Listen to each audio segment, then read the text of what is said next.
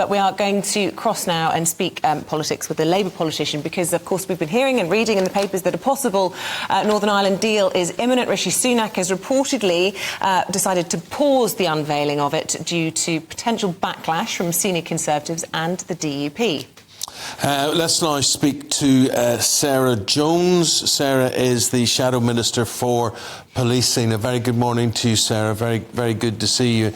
Don't know if you've got a view on that Northern Ireland situation, but they're talking about, you know, who they have to please, the Conservative right, Boris Johnson, whatever. If they don't please the DUP, they haven't got a deal, and we haven't got devolved government in Northern Ireland. Isn't that just the reality? So we really want to see a deal. It's been literally years of uncertainty, and we need to do everything we can. Rishi Sunak needs to do everything he can to get a deal. The first thing he must do is stop just focusing on his own backbenchers and the problems he has within his own party. He needs to look at what's in the national interest and in the interest of the people of Northern Ireland. And that means any deal that is brought forward, we have to give the DUP and the other parties the space to look at it and to think about it and to come to a conclusion so that we can move forward together. We've been in situations before in Northern Ireland where if something is pushed onto one community or the other, it does not work. We have to try and bring everybody with us on this. So what Keir Starmer has said, what the Labour Party has said, is if Rishi Sunak manages to negotiate a deal which is in the interests of those people of Northern Ireland, then we will support him. We want to take the politics out of it, but we need him to do the same. It's not acceptable that he's looking more to his own backbenchers and to what Boris Johnson thinks, a former disgraced Prime Minister, than what is actually good for the people of Northern Ireland. OK, but can you clarify on that? If Keir Starmer says if Rishi Sunak brings a deal for you to vote on, you will vote for it, but The Times is reporting that Sunak's ready to defy the DUP. So where would you stand if it didn't meet the criteria that the DUP have set out? Well, we've blundered our way through relationships with Northern Ireland over the last few years. I had the privilege of working for Mo Mowlam in the run-up to the Good Friday Agreement, and what is absolutely crucial is that you try and bring all sides together. You don't jump a solution on one side or the other. You have to find a way forward, and the way to do that is to build trust and confidence in all of the people that are part of those negotiations. Now, we're not saying that this is easy. It's not. It will be difficult, but there is a deal to be done, and if there is one that is done that we believe is in the interests of those people in Northern Ireland and the people across the country, then we are saying we will take the politics out of this and we will not oppose Rishi Sunak. Let's talk about day-to-day politics in the rest of Britain. And you, Sarah, are the Shadow Minister for Policing. And you've got this plan, you've got this policy, this attack that you're going to delve on drug dealers and crack houses in particular. Tell us more. So we've shown that about 13 million people across the country believe that their communities are blighted by drug taking and drug dealing. 6 million people have seen drug deals themselves, and we've seen a 30% increase in vandalism and crime in our town centres in the last year. So what Labour is saying is we should not accept that this is normal. We should not accept that this is something that happens, that we don't report these things to the police and that something can't be done about it. We think something can be done about it and should be done. So we are saying we will put 13,000 neighbourhood police officers and PCSOs in our neighbourhoods so they can be the eyes and ears, protecting our communities, preventing crime.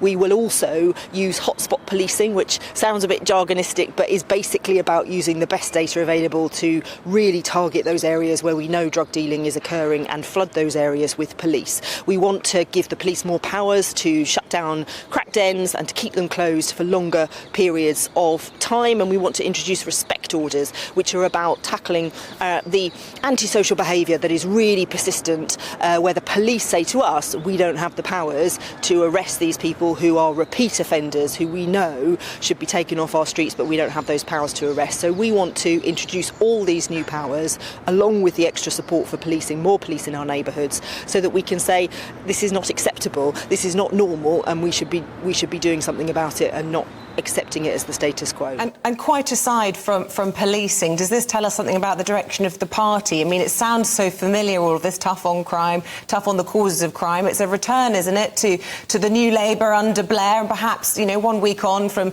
Labour coming out of special measures and trying to move away from momentum in the left of the party? Look, there are very few things that impact on people's lives more than crime and antisocial behaviour. I know, you know, people who don't go into their town centres because they feel unsafe. We know businesses that close early because of the crime that we see. It's very personal for me as a mother of 4 children. It's very personal for Keir Starmer as the former Director of Public Prosecutions. There is nothing more important than keeping people safe. Labour want to stand at the next election and show the British public that we can be trusted to run the economy and tackle the problems that people really care about. So that's why we're announcing the measures that we're taking on crime, because we can't just sit back as the government have done and walk away from communities. I think I've heard of these before, but what is a respect order? You're thinking of introducing respect orders for repeat offenders. Does that have any teeth? So, yes, it does have teeth, and it's very targeted and it's very modern.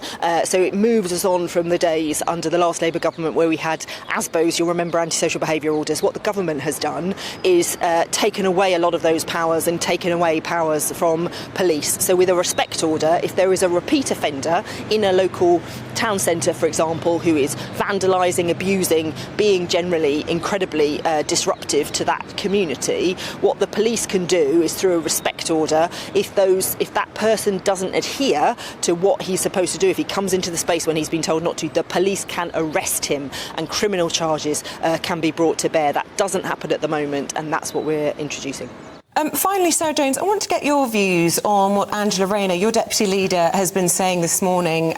She's been quoted as saying it doesn't matter if the trans double rapist Isla Bryson has a penis. A lot of people will be very shocked to hear that, given that she was sent to a women-only prison, and also to see the impact those sorts of views or the struggle around transgender discussions did for Nicola Sturgeon's career. Well, we know, don't we, that this particular individual is a horrendous criminal and should not be anywhere near women while they are in prison. That is the absolute bottom line. On the Gender Recognition Act in Scotland, I mean, that piece of legislation at the moment is dead in the water because the government have blocked it, and the SNP have not said that they will go to court to introduce it again. So yes, I think to be clear, really that wasn't my question. My question was whether or not you think Angela Rayner was right to say that it doesn't matter if a trans double rapist is sent to a female prison.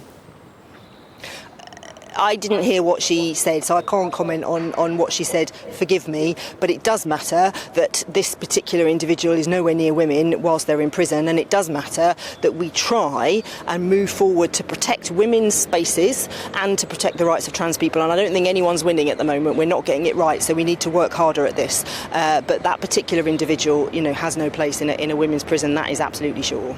Thank you very much. Sarah Jones, Shadow Minister for Policing. We appreciate your time this morning.